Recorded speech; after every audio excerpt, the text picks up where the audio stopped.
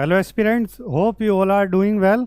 In today's session, we will discuss about Women's Reservation, especially about Women's Reservation Act 2023. Today's session is very important because the surrounding information of this act is very helpful for prelims 2026. And as you all know, at the end of session, we will discuss 3 prelims questions. One question is strictly framed on this topic and 2 questions are taken from UPSC PYQs. तो चलिए without any delay start करते हैं अपने discussion को। अब अगर हम इसके बैकग्राउंड की बात करें, इसकी लेजिस्लेटिव हिस्ट्री देखें वुमेंस रिजर्वेशन एक्ट की, तो जो फर्स्ट वुमेंस रिजर्वेशन बिल था उसको इंट्रोड्यूस किया गया था 1996 में, बट समहाउ कभी जो है डिसोल्यूशन ऑफ लोकसभा की वजह से और कभी पास ना होने की वजह से वो पास नहीं हो पाया। एंड अगर हम 2008 की बात करें कि 2008 तक आते आते तो 2008 में जो है इसको राज्यसभा ने पास कर दिया था, बट ये लोकसभा में लैप्स कर गया था। फाइनली इन 2023 ये जो बिल है इसको पास कर दिया गया एज 106th अमेंडमेंट एक्ट 2023 के नाम से, यानी कि ये 106th अमेंडमेंट था ये कॉन्स्टिट्यूशन का, जो कि आपका वुमेंस रिजर्वेशन एक्ट है। और अगर हम इसके प्रोविजंस की बात करें कि इसमें कौन कौन से प्रोविजंस हैं, तो जैसे कि 33% रिजर्वेशन इन लोकसभा की सीट्स में 33% reservation and 33% reservation in state legislative assemblies and sub reservation for SC/ST women. और अगर हम जो है अगर बात करें तो it is seen as historic milestone in gender justice. हाँ, देखा जाए तो ये देखने में तो ऐसा ही लगता है क्योंकि काफ़ी लॉन्ग हिस्ट्री रही है इस बिल के पेंडिंग में और फाइनली जाकर 2023 में ये पास हुआ। बट अभी भी जो अभी पिक्चर तो अभी बाकी है, पास तो ये बिल हुआ है, बट इसका इम्प्लीमेंटेशन किस तरह का वो हम लेटर स्लाइड्स में देखेंगे। की कॉन्स्टिट्यूशनल अगर प्रोविजंस की बात करें हम, what are key constitutional provisions? The act inserts provisions in the constitution of India and there are key features. तो की फीचर्स क्या हैं? Reservation applicable after census conduct post 2026, यानी कि जो इंडिया का सेंसस है, जो नेक्स्ट सेंसस है वो 2026 के एंड 2027 के मतलब 2027 तक ही कंप्लीट हो पाएगा। तो ये जो इम्प्लीमेंटेशन है इस एक्ट का वो जो है सेंसस के बाद हो पाएगा। और इम्प्लीमेंटेशन ओनली आफ्टर डीलिमिटेशन, और ये भी जो है इम्प्लीमेंटेशन है वो डीलिमिटेशन के बाद हो पाएगा। डीलिमिटेशन जो कमीशन है वो सेंसस के बाद ही जो है सेंसस जब हो जाता है तभी डीलिमिटेशन कमीशन कॉन्स्टिट्यूट की जाती है पार्लियामेंट के द्वारा। हम इसको थोड़ा सा लेटर ऑन डिस्कस करेंगे। Reservation valid for 15 years extendable by parliament, मतलब ये 15 ईयर्स के लिए वैलिड है और उसको पार्लियामेंट एक्सटेंड कर सकता है। Seats to rotate after each general election, और जो सीट्स हैं वो रोटेट की जाएंगी आफ्टर ईच जनरल इलेक्शंस। अगर हम कॉन्स्टिट्यूशनल रोड ब्लॉक की बात करें कि ये इसका इम्प्लीमेंटेशन 2023 से ही क्यों नहीं किया गया, क्या कॉन्स्टिट्यूशनल रोड ब्लॉक है, क्या प्रॉब्लम्स थी जो इसको नहीं किया गया, तो इम्प्लीमेंटेशन रिक्वायर 2 मैंडेटरी स्टेप्स, जैसा कि इस एक्ट के प्रोविजंस में मेंशन किया गया। तो 2 जो है, एक तो सेंसस है जो कि नेक्स्ट सेंसस है जो कंप्लीट होना है, वो उसकी एक्सपेक्टेशन है कि 2027 तक जो है, यानी कि 2027 तक वो कंप्लीट हो जाएगा। और उसका डेटा पब्लिकेशन में भी ऑलमोस्ट 12 to 18 मंथ्स लगेंगे। एंड सेकंड अगर हम बात करें तो दूसरा है डीलिमिटेशन। और डीलिमिटेशन क्या होता है? डीलिमिटेशन जो है वो कॉन्स्टिट्यूट किया जाता पार्लियामेंट के द्वारा under article 82 of after every census. हालांकि इसको फ्रीज भी किया गया था, वो हम बाद में देखेंगे। Under article 82 require fresh constituency boundaries, और जो डीलिमिटेशन कमीशन है वो फ्रेश कॉन्स्टिट्यूएंसी बाउंड्रीज को सेट करेगा। जो है नेक्स्ट जो डीलिमिटेशन कमीशन जो है एस्टेब्लिश होगी, यानी कि सेंसस 2027 के बाद में। और अगर हम रिज़ल्ट की बात करें तो जो रिजल्ट है इसका वो reservation can not be implemented in 2029 elections. हाँ, पॉसिबिलिटी कमी है कि जो 2029 का इलेक्शन है उसमें इस रिजर्वेशन को इम्प्लीमेंट किया जा सके, क्योंकि अगर देखा जाए तो सेंसस ही 2027 तक कंप्लीट होगा, उसके बाद में 18 to 20 मंथ्स उसके डेटा के पब्लिकेशन में लगेंगे, एंड देन फिर डिलिमिटेशन कॉन्स्टिट्यूट होगी, वो बाउंड्रीज को रीसेट करेगी, और वो डिलिमिटेशन कमीशन भी अपना कितना वक्त लेती है वो भी ऑलमोस्ट, अगर उसकी भी हिस्ट्री हम देखेंगे कि कौन कौन सी कमीशन ने किस किस कमीशन में कितना टाइम लिया गया। लाइकली ऑपरेशनल टाइमलाइन की अगर बात करें तो ये जो है 2034 जनरल इलेक्शन के बाद ही इम्प्लीमेंट हो पाएगा।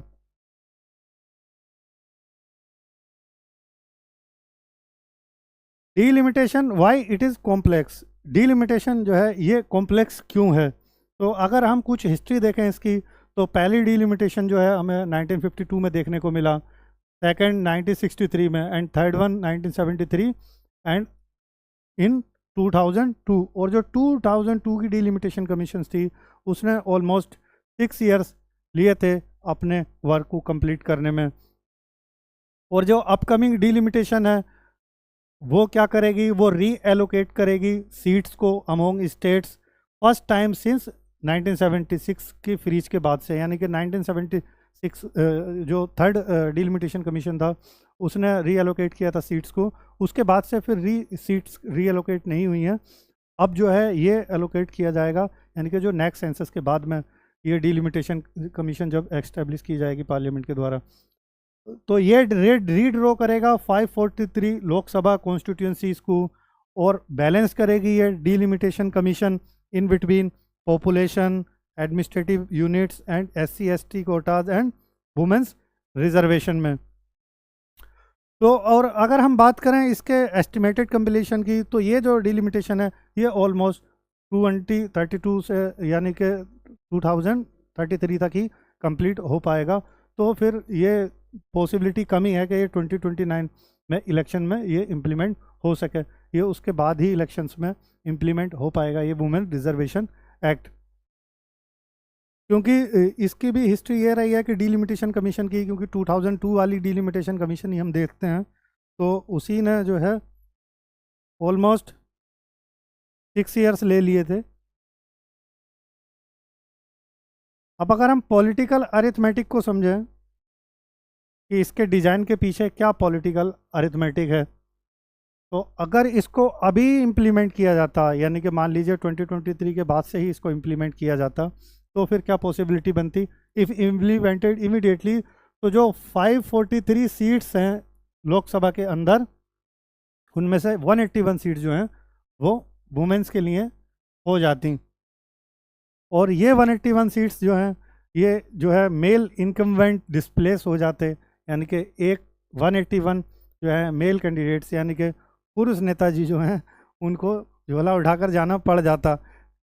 क्योंकि अगर यही एक पॉलिटिकल इसमें टसल इनको देखा, नेताजी भी काफ़ी चालाक हैं, उनको लगा कि इनको जो है इससे पहले हम इसमें ऐसे जो प्रोविजंस डाल देते हैं सो दैट कि बचे रहे, उनकी कुर्सी भी बची रहे, और जो है ये इसको भी पेंडिंग में डाला जा सके। तो बहुत चालाक है नेताजी। अगर पॉलिटिकल सॉल्यूशन की बात करें हम, तो जो रिजर्वेशन है उसको फ्यूचर डिलिमिटेशन के ऊपर जो है टाई कर दिया है, जैसा कि हमने डिस्कस किया कि जो नेक्स्ट सेंसस के बाद में फिर डिलिमिटेशन बनेगा वही रीड्रॉ करेगा बाउंड्रीज को, और उसी के बाद ही ये इम्प्लीमेंटेशन इस एक्ट का हो पाएगा। एक्सपेक्टेशन है क्योंकि लोकसभा के एक्सपेंशन की, और ये लोकसभा का एक्सपेंशन जब नेक्स्ट डिलिमिटेशन करेगा तो पॉसिबिलिटी है कि मोर देन यानी कि 800 प्लस सीट्स की भी होने की पॉसिबिलिटी है। अब ये करेगा minimise displacement of sitting MPs but delays women's representation, यानी कि जो सिटिंग एमपीज हैं उनके डिस्प्लेसमेंट को मिनिमाइज किया है।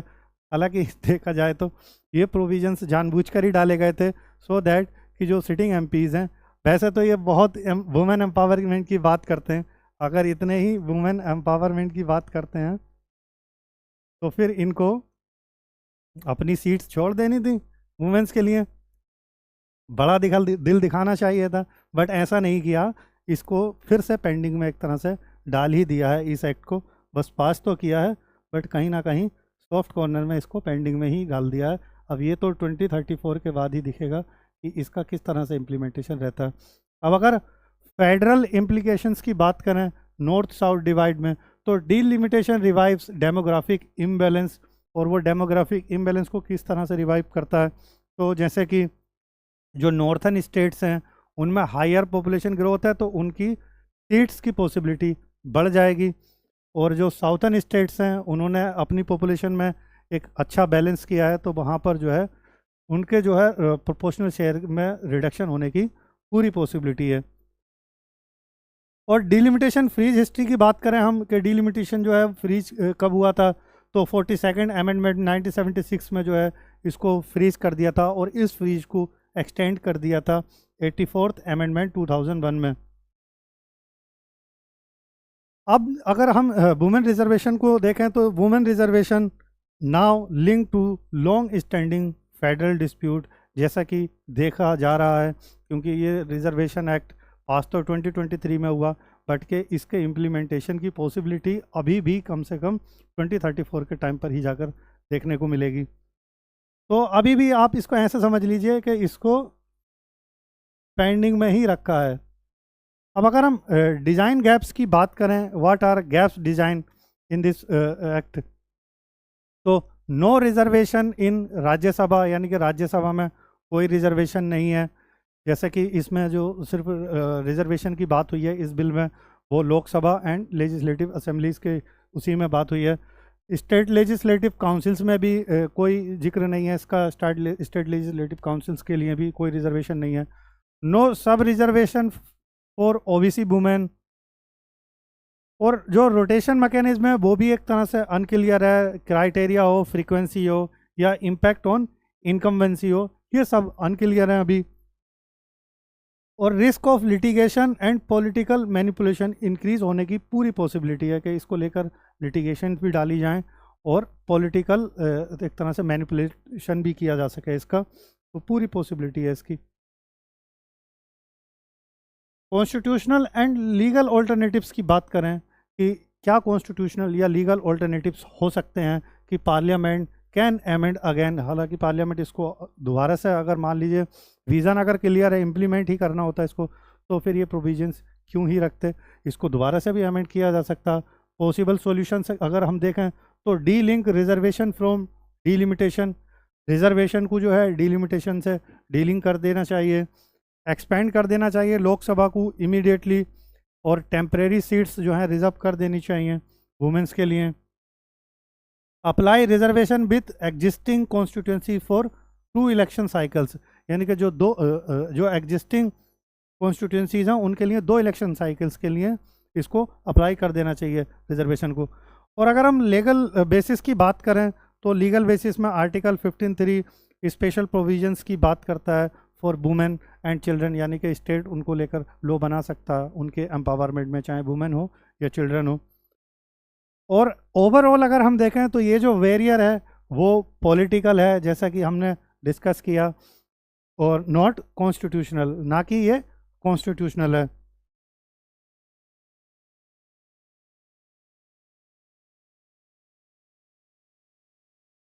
अब अगर हम गवर्नेंस एंड डेमोग्राफिक इम्प्लीकेशंस देखें इसके, तो अगर इसको मान लीजिए डिले किया जाता है तो जो रिप्रेजेंटेशन गैप है वो कंटिन्यू रहेगा 2034 तक, जैसे कि हमने डिस्कस किया।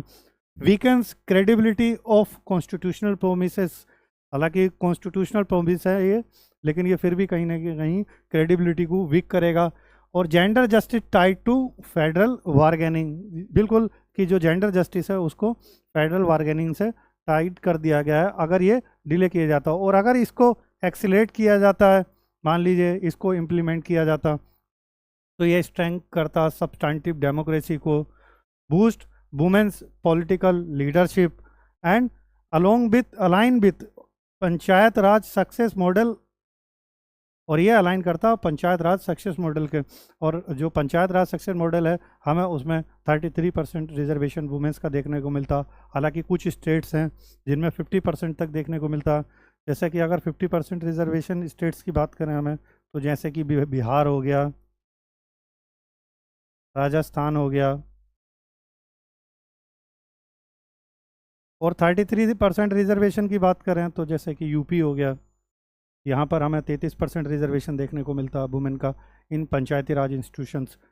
पंचायती राज इंस्टीट्यूशन को हम जब अपना क्वेश्चन डिस्कस करेंगे तब जो है मैं पंचायती राज इंस्टीट्यूशन के बारे में बताऊंगा कि ये जो है 73rd कॉन्स्टिट्यूशनल अमेंडमेंट के थ्रू लाया गया था 3 tier सिस्टम पंचायत बनाने में के लिए। अब अगर हम कंक्लूड करें अपने टॉपिक को तो कंक्लूजन क्या रहेगा, तो जो representation delayed, representation denied, simply representation को अगर आप डिले करते हो तो वो रिप्रेजेंटेशन डिनाइड ही है। और जो एक्ट है वो कॉन्स्टिट्यूशनली तो वैलिड है, पॉलिटिकली हिस्टोरिक है, ऑपरेशनली अगर देखा जाए तो वो डिफर करता है क्योंकि इम्प्लीमेंटेशन इसका अभी नहीं है, तो ये ऑपरेशनली डिफर करता। और and it raise a core question, एक ये कोर क्वेश्चन रेज करता है, can gender justice be made contingent on demographic federalism. और अगर हम बात करें फर्दर तो India's women have waited since 1996, a constitutional promise must translate into immediate demographic reality, not another decade long wait। क्योंकि पहले से ही वुमेन रिजर्वेशन का वेट काफ़ी लंबा रहा है कि 1996 में पहला जो है बिल इंट्रोड्यूस किया गया था और फिर वो डिले होता गया, पास नहीं हुआ, बट फाइनली जाकर 2023 में वो बिल पास हुआ, act women reservation act in Lok Sabha. और उसके पास होने के बाद में उसके भी इम्प्लीमेंटेशन में अब डिले किया गया, तो ये कहीं ना कहीं एक अनोदर डिकेड लॉन्ग जो है वेट करना पड़ जाएगा क्योंकि अभी इसको 8-10 साल लग जाएंगे इसके इम्प्लीमेंटेशन में। So this is all about the topic. हम अपने क्वेश्चंस डिस्कस कर लेते हैं।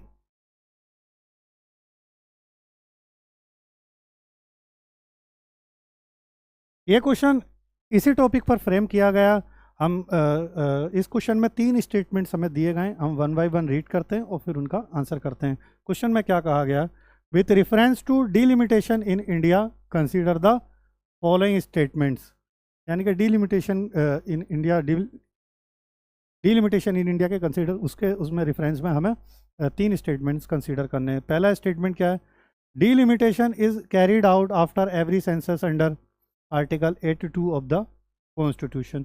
Yes, this statement is correct. Under Article 82 of the Indian Constitution, it clearly says there will be a delimitation commission after every census. तो ये statement जो है correct है।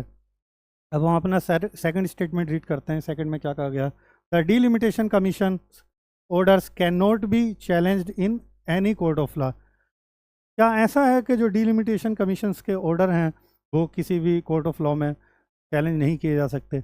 Yes, this statement is correct क्योंकि इसके जो ऑर्डर हैं वो भी एक तरह के लॉ की तरह ही काम करते हैं डिलिमिटेशन कमीशंस के।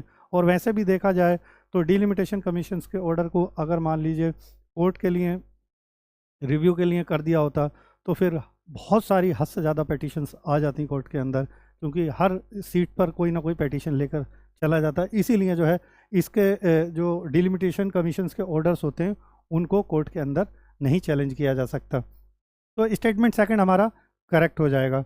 अब हम अपना स्टेटमेंट थर्ड रीड करते हैं। The number of seats in the Lok Sabha has been reallocated among states after every census since 1976। क्या 1976 के बाद से जो नंबर ऑफ सीट्स हैं वो रीएलोकेट की गई हैं स्टेट्स के अंदर? क्या ये स्टेटमेंट सही है? No, this statement is wrong, क्योंकि उसके बाद में उसको डिलिमिटेशन को फ्रीज कर दिया था 2026 और 2027 के सेंसस के लिए कि जो रीएलोकेशन ऑफ सीट्स है वो 2027 के बाद होगा, 1976 के बाद में। और जो है इसको डिलिमिटेशन, और वैसे भी अगर आप ओरली भी देखो तो 2011 में सेंसस हुआ था, उस वक्त में डिलिमिटेशन कमीशन भी नहीं बना था। तो हर सेंसस के बाद में जो है डिलिमिटेशन कमीशन ने लोकसभा सीट्स को रीअलोकेट किया। तो ये स्टेटमेंट रॉन्ग है। तो हमारे कौन कौन से स्टेटमेंट सही हुए? स्टेटमेंट 1 और 2 सही हुए एंड थर्ड गलत हुआ। तो हमारा ऑप्शन क्या हो जाएगा? ए में है 1 ओनली एंड बी में है 1 और 2 ओनली। तो हमारा आंसर हो जाएगा बी 1 और 2 ओनली। अब हम अपना सेकेंड क्वेश्चन देखते हैं। सेकेंड क्वेश्चन में क्या पूछा गया है।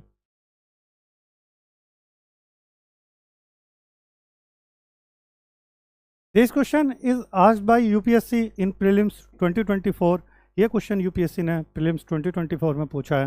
हालांकि ये क्वेश्चन फैक्चुअल क्वेश्चंस होते हैं, इजियर तो नहीं कह सकते इनको और ना ही आप ज़्यादा टफ कह सकते हो, बट ये डिपेंड करता है आपकी जो है मेमोराइज करने के ऊपर कि कितना याद रह पाता। अगर फैक्ट्स तो वही रहता है कि फैक्ट्स में अगर थोड़ा सा भी इधर उधर हुआ तो फिर क्वेश्चन जो है रॉन्ग हो जाता है।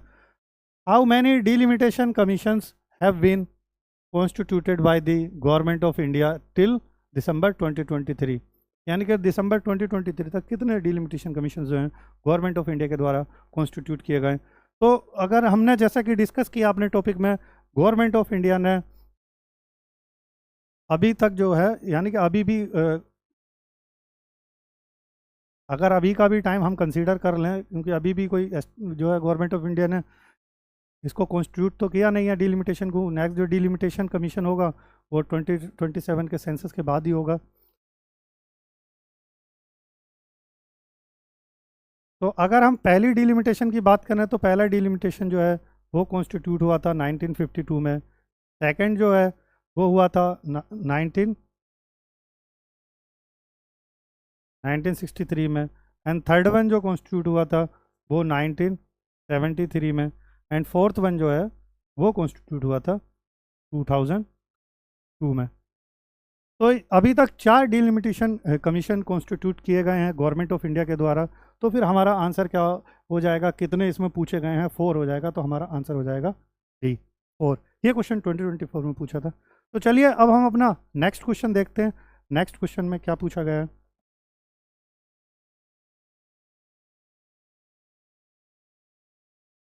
इसमें भी अच्छा, this question is also asked by UPSC in prelims 2025। ये क्वेश्चन यूपीएससी ने प्रीलिम्स 2025 में पूछा है। इसमें हमें 3 स्टेटमेंट्स दिए गए हैं, हम वन बाय वन उनको रीड करते हैं और फिर उनका आंसर करते हैं। कहा क्या गया, कंसीडर द फॉलोइंग स्टेटमेंट।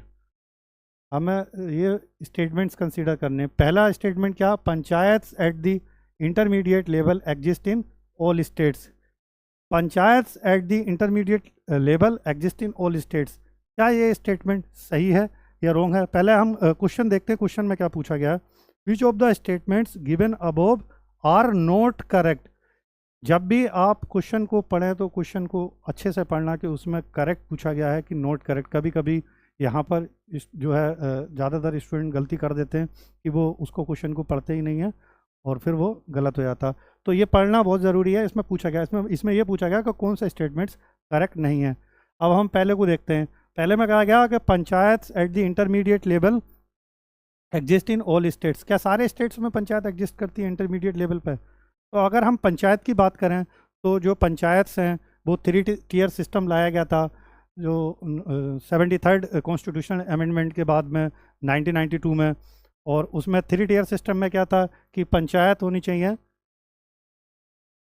मैं यहाँ लिख देता हूँ, यानी कि ग्राम पंचायत होनी चाहिए विलेज लेवल पर,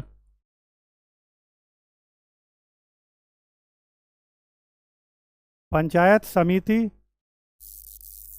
मैं शॉर्ट में लिख देता हूँ, पंचायत समिति होनी चाहिए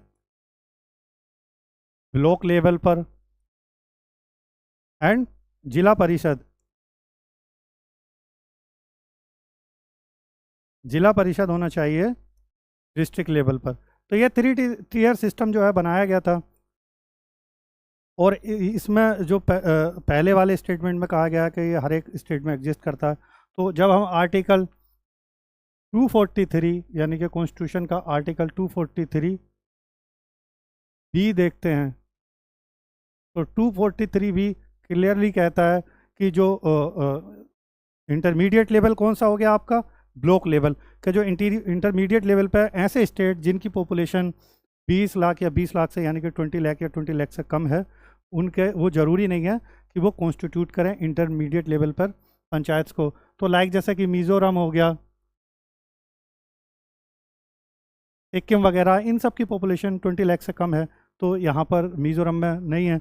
तो ये स्टेटमेंट हमारा रॉन्ग हो जाएगा कि सारे स्टेट्स के अंदर इंटरमीडिएट लेवल्स पर जो है इंटरमीडिएट पंचायत जो है, इंटरमीडिएट लेवल पर जो है पंचायत अवेलेबल है, तो ये स्टेटमेंट रॉन्ग हो जाएगा। अब हम अपना सेकंड स्टेटमेंट रीड करते हैं। सेकंड में क्या कहेगा, to be eligible to be a member of a panchayat at the intermediate level a person should attain the age of 30 years. क्या इंटरमीडिएट लेवल पर उस पंचायत का मेंबर होने के लिए उस पर्सन की एज जो है वो 30 साल होनी चाहिए? क्या ये स्टेटमेंट सही है कि रॉन्ग है? ये स्टेटमेंट भी रॉन्ग है। और रॉन्ग क्यों है? अगेन आर्टिकल 243, ये क्वेश्चन देखा जाए तो आर्टिकल 243 पर ही पूछा गया है। अगर 243 आर्टिकल के एफ को देखते हैं हम, सेक्शन यानी कि आर्टिकल 243 एफ को जब हम देखते हैं तो वो क्लियरली कहता है इंटरमीडिएट लेवल हो या पंचायत लेवल पर हो, जो भी कैंडिडेट है उसकी एज जो है वो 30 ईयर्स नहीं 21 ईयर्स जो है एप्लीकेबल है, यानी कि 21 ईयर्स होनी चाहिए। तो सेकंड स्टेटमेंट भी गलत हो जाएगा कि मेंबर होने के लिए पंचायत का उसकी एज 30 ईयर्स होनी चाहिए, तो सेकंड स्टेटमेंट भी रॉन्ग है। थर्ड हम रीड करते हैं। थर्ड में क्या कहा गया, the chief minister of a state constitute a commission to review the financial position of panchayat at intermediate level to make the recommendations regarding distribution of net taxes, proceeds of net taxes and duties leviable by the state between the state and panchayat at the intermediate level, यानी कि intermediate level पर ही ये question पूछा गया है। तो क्या chief minister जो है स्टेट का वो कॉन्स्टिट्यूट करता है कमीशन को उसके फाइनेंस पोजीशन देखने के लिए पंचायत की? तो ये भी स्टेटमेंट रॉन्ग है क्योंकि वो चीफ मिनिस्टर नहीं करता। अगेन फिर हम आर्टिकल कॉन्स्टिट्यूशन के आर्टिकल 243 आई को देखेंगे तो आई क्लियरली कहता है कि जो कमीशन है वो कॉन्स्टिट्यूट की जाएगी गवर्नर के द्वारा, वही जो है वो कमीशन फिर जो है यानी कि गवर्नर के द्वारा उस कमीशन को जो है कॉन्स्टिट्यूट किया जाता है, ना कि चीफ मिनिस्टर के द्वारा। फर्दर वो कॉन्स्टिट्यूशन एक्शंस लेती है उसमें टैक्सेस के डिस्ट्रीब्यूशन में या उन सब में। तो स्टेटमेंट थर्ड भी हमारा रॉन्ग है। तो हमारे तीनों स्टेटमेंट्स ही रॉन्ग है। हमसे पूछा गया था which of the statements given above are not correct, यानी कि तीनों ही करेक्ट नहीं है। तो हमारा आंसर जो हो जाएगा वो डी हो जाएगा, 1, 2 एंड 3, यानी कि आंसर डी 1, 2 एंड 3 के तीनों ही करेक्ट नहीं है। तो this is all about the topic and these 3 questions. मिलते हैं नेक्स्ट टॉपिक में। Till then good luck and keep continue your preparation.